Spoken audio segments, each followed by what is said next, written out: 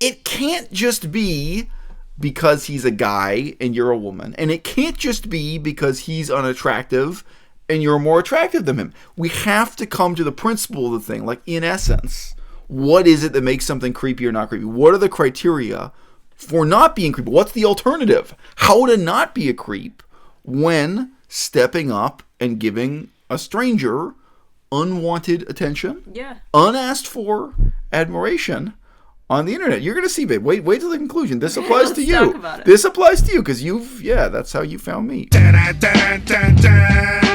Melissa's here sitting next to me to have a laugh. I mean, this is about a serious subject, but it's completely, tragically hilarious. Right? So let's just start. Look, this is real.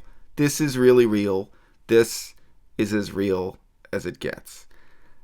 Sally. I don't know if you remember me, but my cousin and I were the guys you talked to while in line for the event at that place on Sunday. I was the one in the fedora. Oh, and he was the one in the Walking Dead t-shirt. So look, you can already see I got that little caption there on the right-hand side. Bunch of hotties. He is trying not to be creepy. Now, my friend Sally sent this to me, freaking out. The first thing she said to me was, oh my God, I can't believe this guy sent me this email. This is so creepy. And I said, wait. We gotta take a step back here. Let's really examine in 2019, what does it mean to be creepy?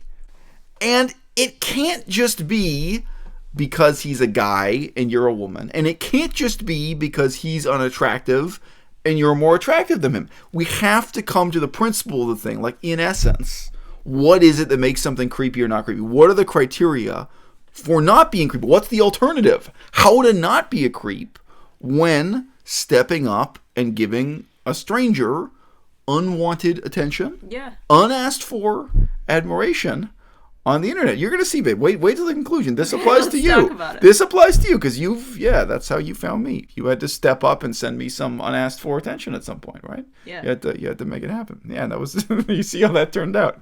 Okay, so look, I can't believe this was a completely unironic use of I was the one in the fedora. But that's what it is. So you guys are wondering right off the bat, and it shouldn't matter, but it does matter. It has to matter. What does Sally look like? I know Sally. Sally is attractive.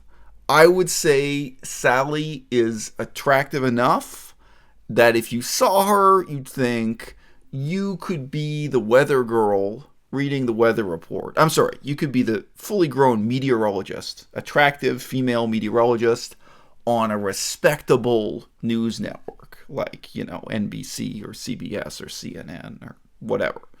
But she is not so good looking, she is not so outrageously attractive that you would think, wow, you could be the weather reporter on one of those like really skeezy like Italian, news networks, or like, the Mexican News at 7, where like if you flip past it, you're like, is this even really a news channel? Like, this doesn't look like a legitimate weather report. Weather or right. what? Right. Well, how did they hire this woman? Because she actually studied like weather science, and you're like, what the hell? Okay. Some of you know. All right. Okay. So yeah, she's good looking, and sure, that's part of the context. And I have indeed seen photographs of the dude, and no, he is not. He kind of looks like YouTube weapon collecting expert Skullgrim if he had been dying of cancer since birth and was miraculously cured, but not really miraculously, just by modern science, and people say that. Yeah, he's really this dude. It's just he's got that overall bad health, unattractive glow about him. Yeah, and it comes across in photo. I never met him. I didn't see YouTube, just the photographs. You're like, yeah. Okay, but life's a struggle. Unattractive people need love too, and you're gonna see he makes his. And again, the real ethical question is here: you can't just call someone a creep because you happen to find them unattractive, or because they're objectively unattractive, because you're more attractive than them, or because one of you is a man and one of you is a woman. There are gay people too. Sometimes the genders are the same, or whatever. Sometimes whatever. We have to get to the essence of this thing, okay? After we went our separate ways, I realized that, other than my cousin giving you his business card, so the cousin already made his move here, people. Cousin got the phone number in. We hadn't so much as exchanged names.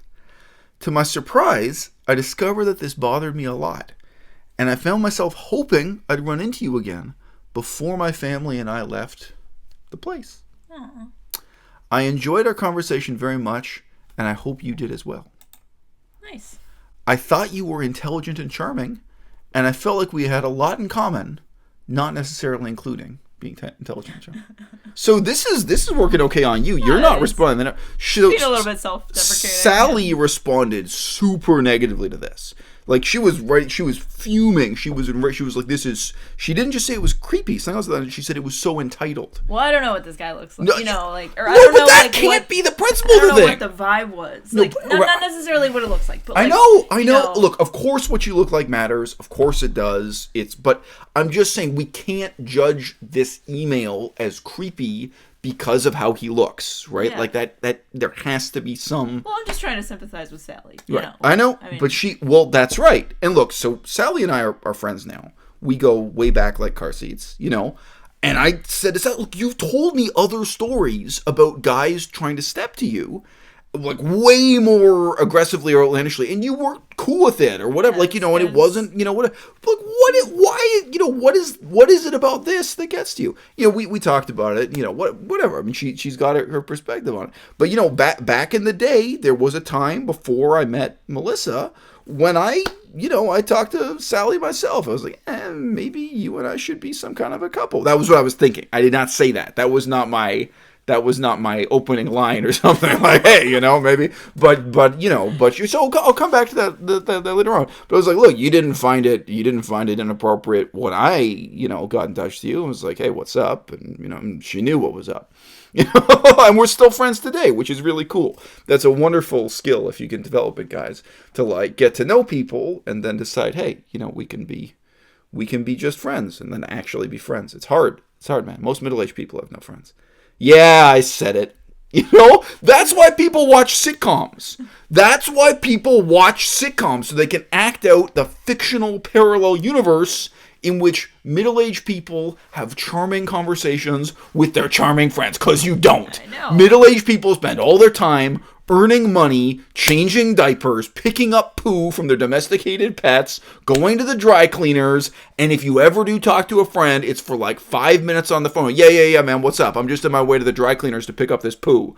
Like, dude, it doesn't exist. The vast majority of middle-aged people do not have friends. They have people they're sleeping with that they may or may not be married to. They have jobs. It's horrible. Most middle-aged people do not have friends. Okay, struggle is real. All right, cool. I thought you were intelligent and charming. When we got back to my cousin's house, I remember that you said your job was this particular job, which provided an opportunity to look you up and get in touch. So he knew what to Google to track down her email. But I hesitated because I wasn't sure if it would be appropriate. However, over the last few days, I've come to the conclusion that if I don't at least try to contact you, then for a long time, I'll wonder what would have happened if I hadn't chickened out. So I looked you up on your employer's website and sent this email. So look, Melissa, I'm getting sent to you. Okay, you're imagining it's like me writing to you, but like I take it. No. What? So what? How would you? I'm imagining. Yeah, but you. Okay, so generic man. Right. Yeah. Generic, right. Somewhat close to my age man who's not dying of cancer. Right. Who doesn't look like he's dying of cancer. Yeah. Right. Yeah, right. And you're not creeped out by this. I mean, whatever. It's different strokes for different folks. Okay, hold on. Plot twist. No, I mean... Plot twist! Okay, to be honest, I don't really know what I'm hoping to accomplish. Right now, just getting up the courage to contact you is the goal. Once the email is sent, I'll probably feel like the fish from the dentist tank in Finding Nemo. Aww. Yeah, so it should be... I guess fish is plural here. They finally escape to the ocean, pat themselves in the back, and then say, now what? For now, I suppose I just want the opportunity to get to know you a little better. Okay. I guess a good place to start is to tell you a little about that wasn't the myself. end. Oh, no. Okay. Oh, no. Keep your seatbelts on. All right. My name is Johnny Anonymous. I'm a Christian, originally from somewhere in the United States, but currently living elsewhere in the United States to study something at the University of somewhere. I'm in the 5th year of my PhD program, having gotten my master's degree along the way. I'm 32, a proud homeschool graduate, and the second of 6 children. I play music at my church, mostly bass guitar nowadays, but some acoustic guitar, mandolin, and vocals as well. Okay. In my spare time, I enjoy playing strategy and role-playing games, both tabletop and PC. I like fantasy and sci-fi, especially Doctor Who and Lord of the Rings, along with Harry Potter. Go Ravenclaw. So if you were wondering what kind of a man would say, unironically, I was the guy in the fedora, it is indeed the same guy who tells you he is a proud product of homeschooling. Oh, I feel bad for laughing. That he's a fundamentalist Christian, and that he spends all his time playing strategy and role-playing games, etc., and thus he is obviously failing to meet women at his church and in his PhD program. He's on a university campus all the time. Look, I get approached on university, and I'm ugly. I'm 40 years old. Women trying to get with me on university campus. At least he's like putting it all out on the table here. I mean, that's a lot of information that if you're not into those kind of things, then this is why you would know. Honesty can't be creepy. I mean, like, okay, no, I'm wrong. It can be. But the point is, like, look, you know, like, what are you gonna say? What is it that makes this creepy? I'm not saying Sally is wrong. Sally got creeped out. She finds this creepy. And there were different reasons why, including, like, she didn't give this guy her phone number, email, and whatever. I didn't give you my email. I mean, you know what I mean? Like, people gotta, you know, get their courage together, and, you know, it's a challenge. I understand but I'm trying in this video to get to the essence, get to the real criteria. Yeah, I can imagine being on his side in other, not only my relationship with you, but other guys that I've had crushes on in the past, you know, like, what I've said in these moments of, like, when you let me know, when I'm like, you know, I want to, this person I'm to gonna know break who the I ice am. here, I'm gonna break the ice, and maybe I fall through. But look.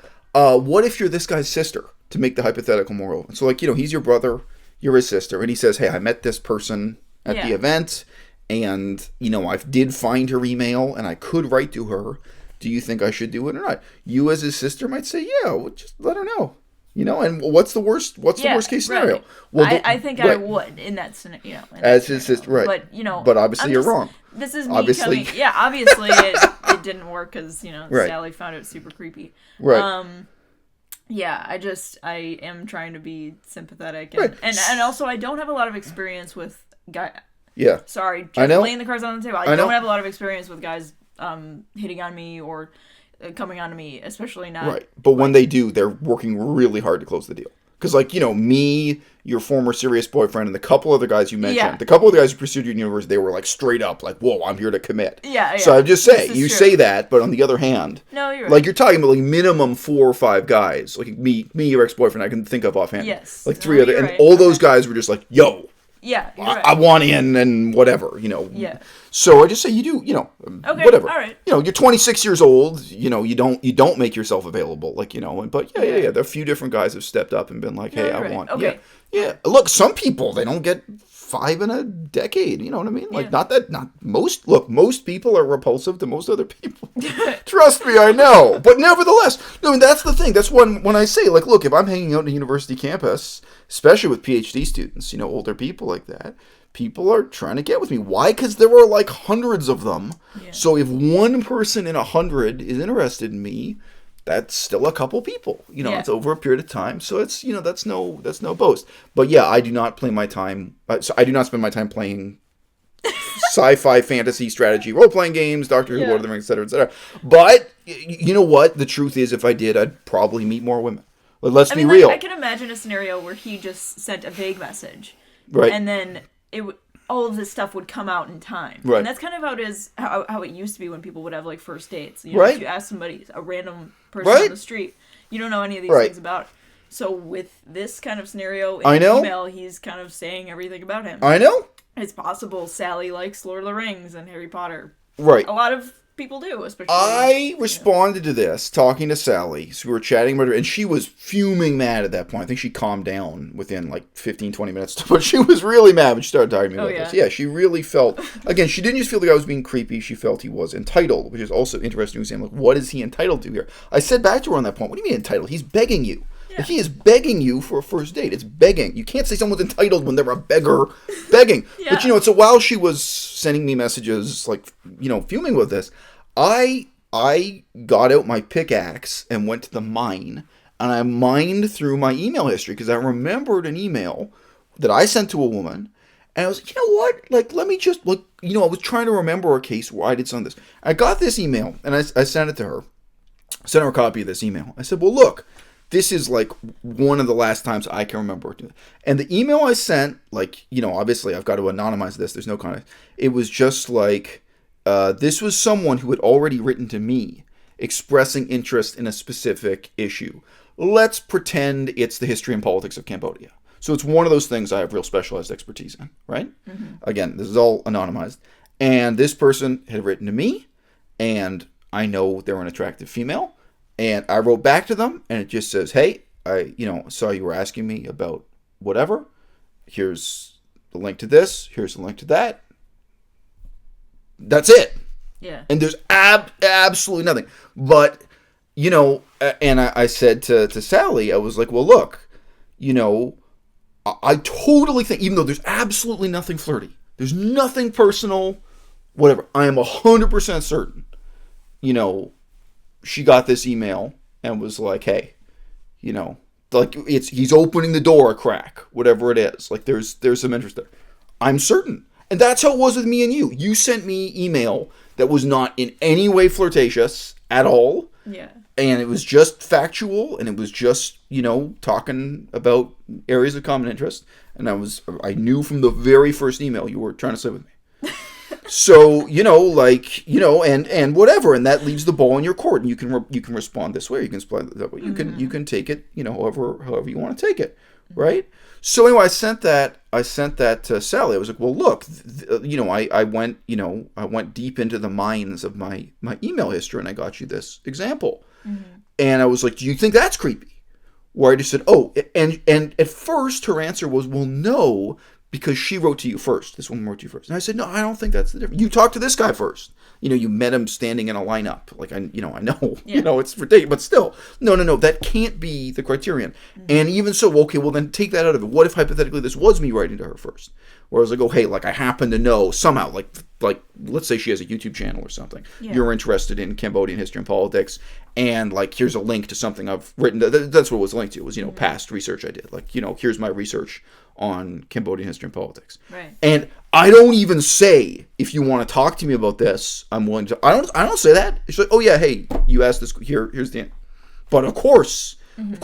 And like for me, there's that detachment there. Just like I was saying about Sally herself. We could just be friends. This could just be someone where we have a common interest in history and politics of Cambodia or whatever it is. Maybe we have a lot of other things in common. Mm-hmm. Maybe we have nothing. Maybe this person turns out to be a fundamentalist Christian with, like, you don't know. You don't even, like, you don't know the rest of their life. Mm-hmm. You don't know what kind of crazy crap they're into. Maybe even Lord of the Rings and Doctor Who and Harry Potter, which I don't want to get involved with. I have no interest in this. You don't know. Maybe she also plays the mandolin in her church choir. You don't know. Like, okay, this is the one thing I know about you. Right. But yeah, to me, and it's like, but look, Kate, that woman I sent the email to about Cambodian politics, I totally think you can send something that neutral, that objective, and the person at the other end is like, you're a creep. I think that can totally happen, right? Mm-hmm. I was creeped out by you, but I got over it. No, you already know. I think I mentioned this on YouTube already. But I could tell you were trying to flirt with me or trying to get with me. And then, when I checked out your Facebook at that time, it said you had a boyfriend. I remember that, So yeah, I've mentioned that to you before. I was like, oh, well, that's, And then like months later, I asked you about that. It was like, look, it was like a turning point in the conversation. It was like, look, I've seen your Facebook and you've seen mine. So like, come on, what are you really on about here? And you were like, bad. Okay, yeah, okay, this bad. is so, I know, but anyway, I just say bad that was, I liked you. Yeah. Well, okay. Hey, you played to win. Well, that's the other thing I'm going to say in the conclusion here. It's a high stakes game. There's risk. No, I mean, you're taking a risk. You gotta be willing to humiliate yourself. You gotta be willing to embarrass yourself. Yeah. Okay, all right. So look, here he is. He's trying really hard not to be creepy. If you find this message in poor taste, please let me know. In case it's not obvious, I'm not in the habit of doing these kinds of things. To be honest, I feel like I'm in way over my head here. I would hate nothing more than to cause you any discomfort or distress. If, on the other hand, you might be interested in staying in touch, I look forward to hearing from you again. I'm on Facebook if you want to look me up there. So again, in the example I got out of the mines, I didn't say anything like that. But of course Of course I'm on Facebook. I'm on Instagram. I'm on YouTube. If she wanted to look me up, she could goddamn look me up. If she wants to know my penis size, it's on the internet. If she wants to see shirtless selfies of me or footage of me doing 200 push-ups in a gym in Thailand, that's all on the internet. If she wants to see me challenging another grown man to a boxing match, it's all on the internet. On the other hand, if she wants to read the research I've done, see the intellectual side of my life, my study of languages, wants to see my handwriting in Laotian and Chinese, all that's on the internet too. But I say you don't spill it out. Well, but my point is, implicitly, in even the shortest and most minimal email communication, of course, you can find saying this is great. You can find me on the internet. You can find out more if you want to know more. It's always there. So I'm not saying that this is great literature or anything, or that he has fantastic imagery or prose in this message, but it is true that I did catch a couple typos. I don't know if this is like transcribing what it's in a screenshot or something, or if it's the typos are original. Okay. Yes, go on. All right. Well, there was some, but enough to be like, okay, well, this guy is obviously educated, and he said he's got a PhD. He's 5 years into his PhD and has a master's degree. So I mean, in this way, you learn that he's a for the right woman, he's a catch. Yeah, is this what you're saying? For the right woman, probably. And he's trying to. Yeah. Probably a woman who also plays mandolin at the church group or something. Okay. Yeah, well, I'm somebody who played violin in a church. That's true. Plot twist! So he proposes a date that Sally found really offensive and entitled. I don't agree with her because I think he's just begging. And he then says, if it's agreeable to you, maybe we could arrange to meet up while I'm in town. Respectfully, Johnny Anonymous. Mm-hmm. P.S. Before anything else, I'd like to know if you are a Christian too. If you are, that's great. Hallelujah. If you aren't, then I urge you to get right with God before you think about anything else, least of all me. Believe me when I say that nothing is more important. Yeah, and that was what God was thinking when he wrote the Bible. He was like, dudes are going to use this to get laid, man. Dudes are going to use this to pick up. Aw, what a good Christian boy. He's laying it all on the table. He wears a fedora. But look, he sends emails to somebody he met in a line. I'm an atheist. I let everyone know I'm an atheist. I'm a nihilist. I let everyone know I'm anti-communist. I'm a critic of the Communist Party. Right. I would get laid so much more if I were further to the left, if I were a pro-communist or socialist. You know. But no, I'm really open about what I really believe or who I really am. I don't even want to say it. That I'm anti-communist and that I'm, a very, very aggressively nihilist, secular atheist kind of person. So it's anti-Christmas. That's right. So it's my point is it's easy to judge him for being upfront and honest about who he is and what he believes. But I'm upfront and honest about who I believe. Yeah. So, you know what I mean? Like, we got to try to come to one kind of conclusion. I came to two conclusions here. Number one is have detachment. So like I said, like in the email I found as an example, I think this is true of you writing to me also, or when I first wrote to you, I think it's true of lots of, where it's like, look, I'm writing to this person with detachment. I can remember saying this to you openly once we really got into like buying airplane tickets to meet each other and stuff, once we really got serious. Yeah. Or it's like, look, you have to recognize it's really possible we're not going to like each other. Like the majority of people, the majority of the time, doesn't work out. You're not attracted, whatever it is, Yeah. You have to have detachment that we can end up being just friends, or you can end up just feeling lukewarm about me. Like don't assume you're going to be swept off your feet. And of course, what actually happened was you were completely swept off your feet. It was ridiculous. Okay, our romance was swift, to say the least. All right. So, but have detachment. And I think that detachment is really partly, integrally about the fact that most people are not attracted to most people. And most relationships are not going to be sexual in nature. Like if you do have something in common, like the stuff he's asking about. Let's say you have all this stuff in common. Oh yeah, I also play the mandolin. Doesn't mean I want to suck your dick, but we also play the mandolin. Doesn't mean I want you like though, but we both play the mandolin. That's great, Yeah, so really, really having that detachment, for most people, that's the hardest thing to do, right? But either you got it or you don't. So I think before you can send an email like this, before you can send a solicitor, you got to have detachment. And then 2, this is my solution. Maybe people in the audience will disagree. But that email I sent, the email about, Cambodian politics, here's the link to my essay on Cambodian politics, write to a woman the same way you'd write to a man. That's what and that email... when I was talking to Sally about it, I was like, look, this is exactly the same wording. Like in every way, if it was just a dude, I would have written exactly the same email. Nothing different. There's none of this, not even like, I hope this doesn't offend you. Like, I hope this doesn't. No, nothing. It's exactly the same way I'd write to a dude. Exactly. All right? So whatever. We got to have some variation here in case the genders are inversed or ambiguous or you're, gay or whatever. So, if you're a man writing to a woman, if you're a woman writing to a man, if you're gay and lesbian and you're writing to the same gender, use your imagination here. You know what I mean. Write to this person about the real substance of what it is you have to write to them about. The same way you would as if there's no possibility of love, romance, or sex involved. I think those 2 things, number 1 and number 2, that is the way to not be creepy. That's all I got. And I think that's objectively real, whether you're handsome or ugly, whether you're a guy or a girl, whether you wrote the first email or you didn't. Somebody else wrote the first email. And then look, I have number 3 there in bright yellow. You still can't win. Life is unfair and you're taking a risk.